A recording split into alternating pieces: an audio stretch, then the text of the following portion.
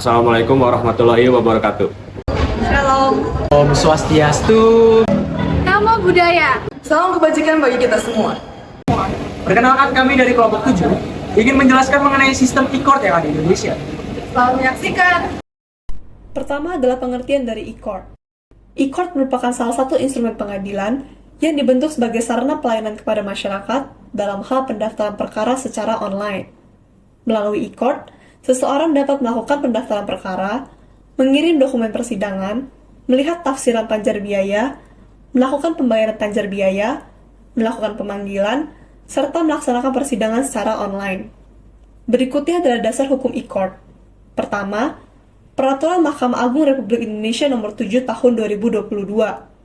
Kedua, Keputusan Direktur Jenderal Badan Peradilan Agama Nomor 1294 Tahun 2018.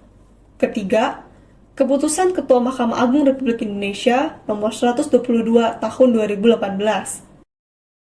Dan yang terakhir, Keputusan Ketua Mahkamah Agung Republik Indonesia Nomor 129 Tahun 2019. E-court pertama di Indonesia. Pelaksanaan e-court pertama di Indonesia dilakukan pada tahun 2022, di mana Mahkamah Agung alias MA memberikan izin kepada mantan Presiden B.J. Habibie untuk memberikan kesaksiannya melalui telekonferensi dalam kasus penyimpangan dana non-budgeter Bulog atas nama terdakwa Akbar Tanjung dan Rahadi Ramelan. Namun, konsep persidangan elektronik saat itu masih belum tersusun dengan jelas, sehingga badan peradilan di bawah MA melaksanakan persidangan elektronik dengan caranya masing-masing. Sekarang saya akan membahas tentang layanan e-court. Layanan e-court dapat digunakan oleh pengguna terdaftar, yaitu advokat yang telah memenuhi syarat, dan pengguna lain yaitu subjek hukum selain advokat yang memenuhi syarat. Namun, pengguna lain merupakan pengguna e-court sementara, di mana akun yang digunakan hanya berlaku 1 kali beracara secara elektronik dan 14 hari setelah putusan. Itu, pengguna tidak bisa lagi mengakses data perkaranya, sehingga untuk menggunakan kembali harus dilakukan aktivasi kembali oleh pengadilan. Layanan e-court. Yang pertama adalah e-filing, pendaftaran perkara online di pengadilan. Pendaftaran perkara online dilakukan setelah terdaftar sebagai pengguna terdaftar dengan memilih pengadilan negeri, pengadilan agama, atau pengadilan tata usaha negara yang sudah aktif melakukan pelayanan e-court. Semua berkas pendaftaran dikirim secara elektronik melalui aplikasi e-court Mahkamah Agung. Yang selanjutnya nomor 2 yaitu e-payment, pembayaran panjar biaya perkara online. Pembayaran panjar biaya perkara melalui virtual account, nomor pembayaran sebagai bentuk kerjasama Mahkamah Agung dengan bank pemerintah.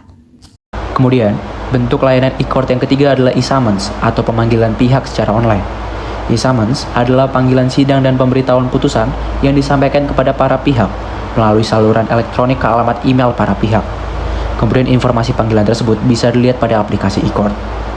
Selanjutnya, bentuk layanan e-court yang keempat adalah e-litigasi, yaitu persidangan secara online. E-litigasi adalah aplikasi yang mendukung dalam hal persidangan secara elektronik alias online, sehingga dapat dilakukan pengiriman dokumen seperti replik, duplik, jawaban, dan kesimpulan secara elektronik. Layanan e-court yang kelima adalah ISKAM atau taksiran panjar biaya.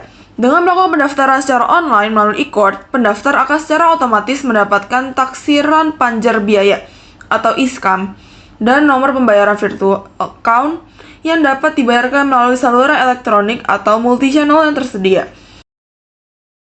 Yang keenam adalah e-salinan atau salinan putusan secara elektronik. Aplikasi memuat informasi putusan yaitu tanggal putusan, amar putusan, tanggal minutasi, dan salinan putusan elektronik dapat diunduh melalui aplikasi ini. Yang ketujuh adalah e-sign. E-sign adalah aplikasi yang mendukung penandatanganan berkas salinan putusan secara elektronik. Menurut Guru Besar Hukum Tata Negara Universitas Indonesia, terdapat unsur rupa pengganti pengadilan dari konvensional menuju modern. Yang pertama adalah enlightened judge. Yang kedua ada pengelolaan administrasi modern. Yang ketiga pengembangan sumber daya manusia atau staff-staff. Yang keempat sistem informasi hukum. Kelebihan e-court: 1. Menghemat waktu dan biaya dalam proses pendaftaran perkara. 2. Pembayaran biaya pajak yang dapat dilakukan dalam saluran multi-channel atau dari berbagai metode pembayaran dan bank. 3. Dokumen terarsip secara baik dan dapat diakses di berbagai lokasi dan media. 4. Proses temu kembali data yang lebih cepat.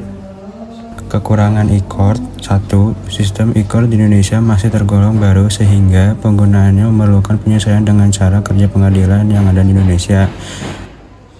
Kedua, aplikasi e-court baru akan bisa terlaksana secara efektif apabila seluruh advokat di Indonesia telah terdaftar dan memiliki akunnya sendiri. 3. Proses pendaftaran untuk pengguna non-advokat memerlukan pengembangan supaya dapat dilakukan secara mandiri tanpa harus datang ke pengadilan secara langsung. Sekian penjelasan dari kelompok kami, kurang lebihnya mohon maaf. Bye.